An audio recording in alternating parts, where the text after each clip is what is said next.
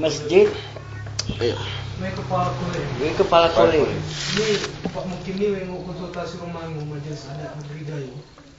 Tetap sih. Yang jelas kalau Mukim itu dalam masa pemerintahan, kan? Majelis adat Dia jalan departemennya jalan negeri. Tapi kalau Imam tadi departemennya kan agama. Sekaligus dengan adat. Enggak lain departemennya. Jadi enggak bercampur baur masalah. Malah peran Pak Mukim ini lebih besar ke depan dengan Undang-Undang Nomor 20 itu. Satu hal yang saya ingin tekankan menyambung tentang kelengkapan aparat kemukiman adalah bahwa mungkin juga kalau menurut undang-undang mengelola sumber daya alam. Ya.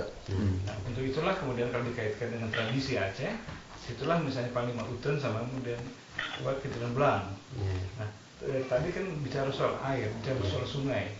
Sungai sebenarnya kan juga di bawah Kejaran Belang. Sebab sungai ini menentukan apakah bisa ada irigasi atau tidak. Jadi sebenarnya Bapak sudah dilangkahi oleh PLN di dalam perencanaan ini. PLTA ini. Artinya kalau nanti Bapak cari Kejaran Belang, cari memang orang yang tahu tentang masalah irigasi.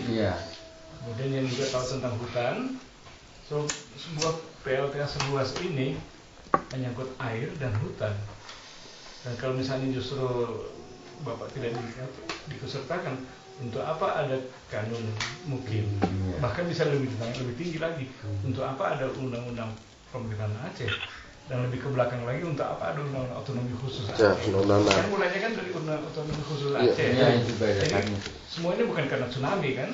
Karena dimulai karena undang-undang otonomi khusus yang membedakan Aceh dengan provinsi lain di Indonesia. Harus diatur menurut agama Islam dan adat Aceh. Udah kami bilang sama Pak Gubernur. Kami di sana mungkin Pak Gubernur. Yang ada ini kan yang terhormat Pak Mukim. Duduk di sana di samping camat itu yang ada. Lain nggak ada. Yang terhormat Pak Mukim. Besok nggak ada lagi. Ketika ada acara maksudnya Pak. Cuman itu. Berarti sampai sekarang gubernur pun masih melihat Mukim sekedar sebagai fungsi seremonial, upacara-upacara, simbolis. Simbolis. Nah itu menyalahi bukan hanya menyalahi Undang-Undang Pokok Aceh ataupun undang-undang ini, menyalahi Memorandum Helsinki. Lalu Memorandum Helsinki menekankan bahwa pemerintah Indonesia dan khususnya pemerintah Aceh harus menurunkan kanun-kanun untuk pemerintahan Aceh betul berdasarkan adat istiadat dan agama Islam. Betul. Jadi sebenarnya iya. Tapi itulah kami lapor sama Pak Gubernur.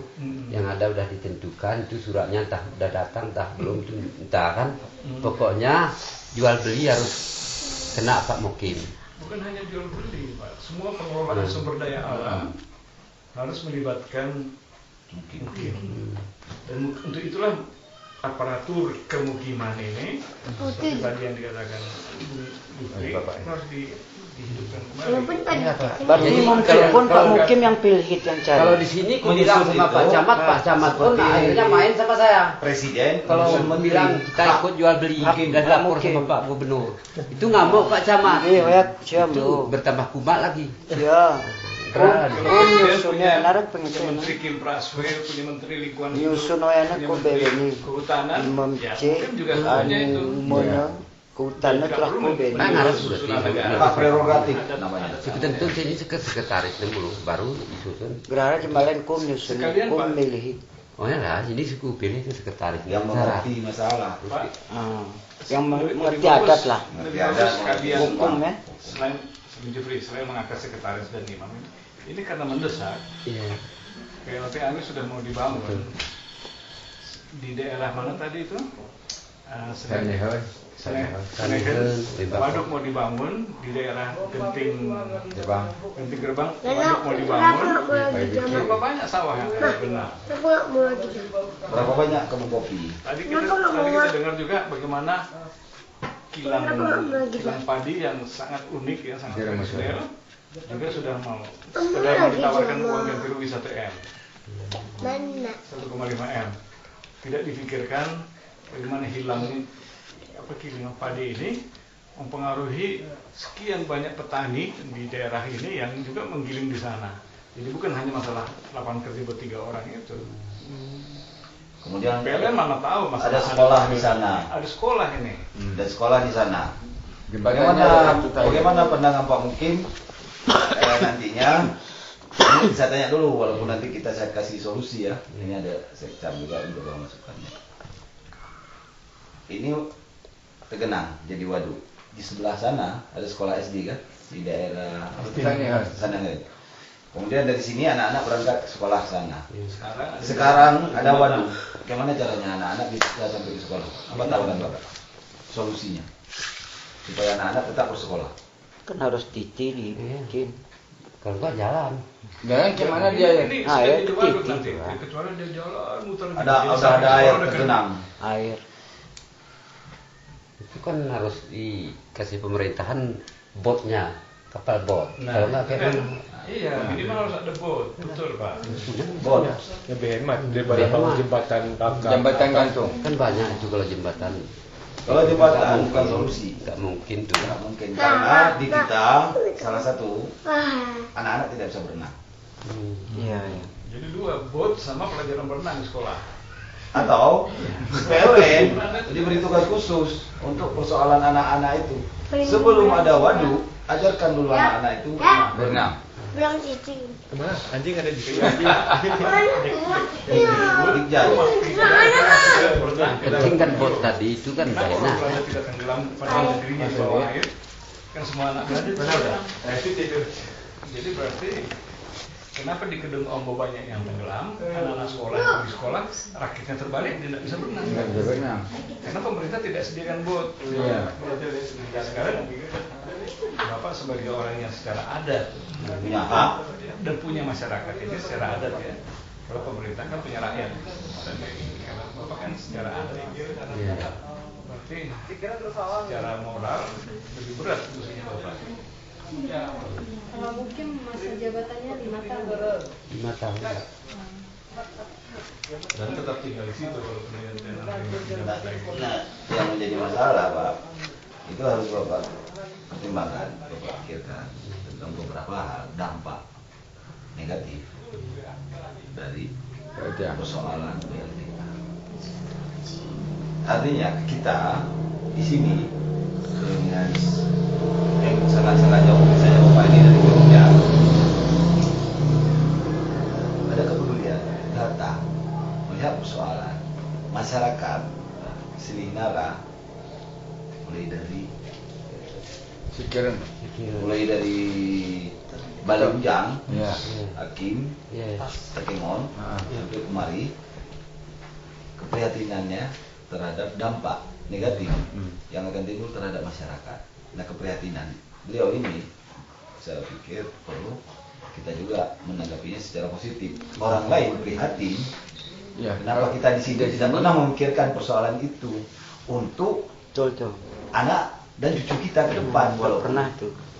itu sebenarnya adalah sesuatu hal yang mungkin di dalam masyarakat kita hari ini yang berkembang adalah hanya berorientasi yang ada di dalam batok kepala kita semua yang ada di Selinara, Bobesen, Pegasing. Itu hanyalah RP, Ya. rupiah, hanya orientasinya ganti rugi. Tetapi dampak dari ganti rugi itu mereka tidak pernah mikirkan. Contoh, apa yang bisa dilakukan oleh orang yang sudah mendapatkan ganti rugi tahun 95. Bapak bisa tunjukkan sama saya apa sih prestasi mereka yang positif? Semua udah Nggak ada, udah hancur hancur. semua kan. Nah, apa yang bisa kita lakukan ke depan dengan program PLTA ini? Artinya, jangan hanya pengusaha, ini untuk Bapak tahu aja, saya bocorkan aja. Ini bukan kepentingan pemerintah walaupun bawa-bawa nama pemerintah. Ini kepentingan pengusaha. Orang punya uang. LTA ini. PLTA ini. Yang pengusaha yang ada hubungan dengan pemerintah. ada hubungan dengan pemerintah. Tapi yang lebih besar kepentingannya adalah yang pertama, semen laku, besi laku, pipa laku, Iya. Kabel listrik lah. kabel listrik laku. Yang memproduksi ini akan menguruk keuntungan lebih banyak ketimbang kita di sini. Kebanyakan perusahaan Jepang. Dan kebanyakan perusahaan Jepang. Makanya yang mau kasih perusahaan juga Jepang. Dan PLTA ini tidak dibangun dengan mendatangkan uang bergoni-goni terus dikasih blek gitu, enggak, utang yang harus dibayar kembali oleh rakyat Indonesia dan khususnya Masalahnya di luar Aceh. Iya. Dan ini uangnya uang hutang. Ini kok begini ya, Bapak ini segini gerali ben itu lah. Betul aja catat. Catatan ya. Dan kita kepingin Kita ada semacam Penurunan keprihatinan data bersama betul ke Bang. dengan kondisi, artinya bukan melihat dari Ini sini, kemasukan kul ini. bukan maksudnya ini lakon, ini paunya, maunya, Ya. kemudian macam-macamnya, bukan, tapi kita melihat dari masyarakat Gayo secara menyeluruh. Ada dua hal yang sekarang dipikirkan masyarakat. Satu kan ganti rugi, RP. Yang kedua, mereka membayangkan listrik semua nanti mati. Seolah-olah listrik mati itu Iya. karena kekurangan listrik. Iya. Bukan. Tiga. Lapangan kerja. Katanya kekurangan Kalau di arus sini- kena dari Medan. Ya, positif itu kekurangan. Kekurangan itu Iya. karena kalau di Medan itu masuk ke KIM, kawasan industri Medan, listriknya lebih banyak ke sana. Kalau di kampung atau di rumah mati, nggak ada kerugian kan?